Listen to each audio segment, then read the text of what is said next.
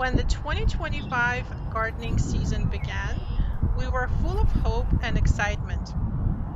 We had a lot of plans to improve our gardening layout and have more of a structure and design to the garden. We wanted to install a new gate, a new fence, and reposition our gardening beds. We had some new signs of growth in the garden. Two of our strawberry bushes planted the year before came back and showed some signs of life, as well as the garlic that we planted started poking through. So we were very excited for the crops that we were expecting to have that season.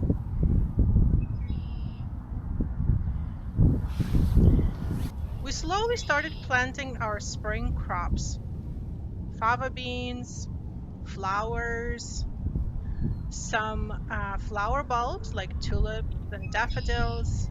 Our garlic was definitely looking great, so the signs were there for a really great gardening season.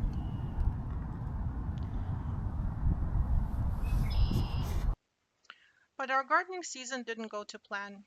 Devin and I both had our separate health issues, and most of May and June we were dealing with that. So we weren't able to go to the garden, and none of our plans came to fruition.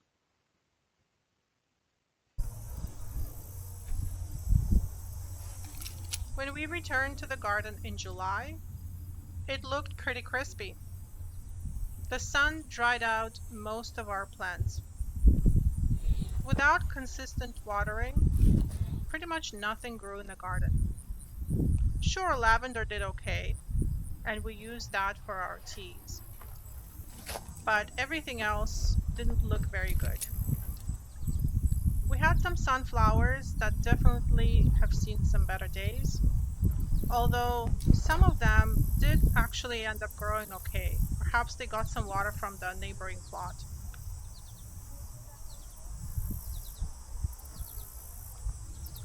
We did plant quite a few varieties of tomatoes, and some of them did survive, although they definitely did not look very healthy.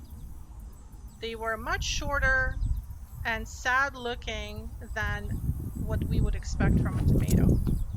But on the bright side, we did get to try quite a few new tomato varieties, like pink Berkeley tie-dye, Tasmanian chocolate, and a few others. We also had some squash plants that we dropped in the ground, and luckily they did end up growing along with a few bush bean plants.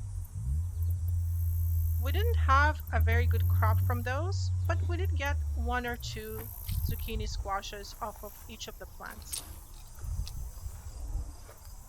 Nothing much happened in the back of the garden as we weren't able to work on it, and the center gardening raised bed was also pretty empty as we missed the prime time of the sowing and gardening season in May and June. We had a giant sunflower in the middle of it that looked pretty good, and that was self sown, so that made me happy. Another success in the garden was our first raspberry crop.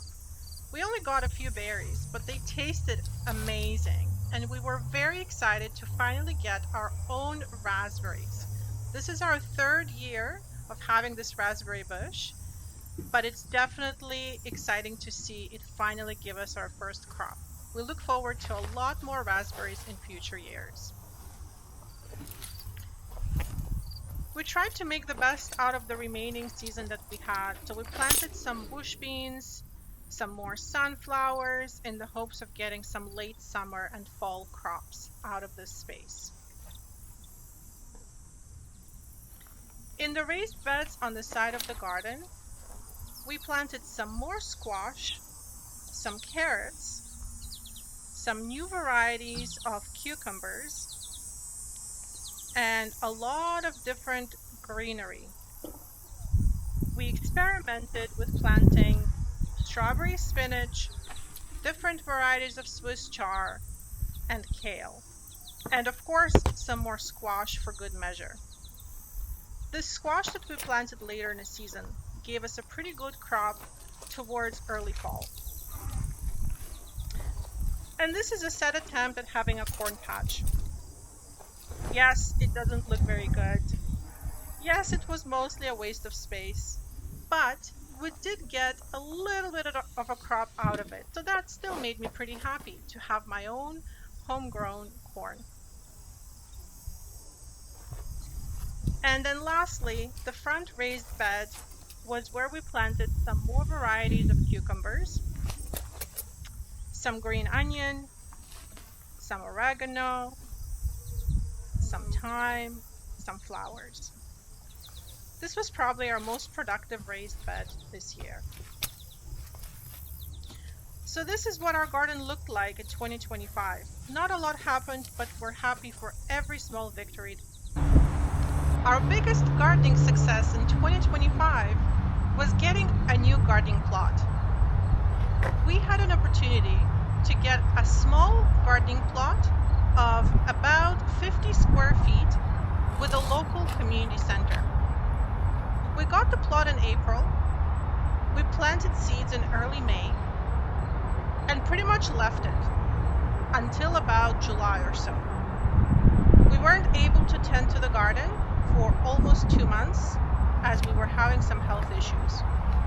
The beauty of this gardening space is that it has automatic irrigation set up throughout the garden, and it gets watered automatically twice a day. So our seeds grew and our plants were a lot more successful in this garden than in the big garden that didn't get any water. We were surprised to find this garden lush and green and happy. The plants looked amazing. This small gardening plot brought us a lot of joy, but also a lot of crops that we weren't expecting. We harvested turnips, radishes, beets, potatoes, tomatoes, and lots of flowers. This was a very unexpected but welcome success. The only downside of this gardening space is that it is very close to a major road. So there is quite a bit of traffic noise in the background. But we've gotten used to it. We can't wait to see what else we can grow in this small garden and share it with you next year. We hope to have a lot more successes here in 2026. Our balcony garden has been consistently successful for us year after year. Even when we couldn't get to the other gardens, it kept producing. We grew our peppers here, the apple sweet pepper variety, as well as a new variety of tomatoes called Silver Fir Tree with the wispy looking whimsical leaves that really made it one of my all-time favorite tomato varieties. It was productive, it grew really well, and it was very easy to manage on the balcony.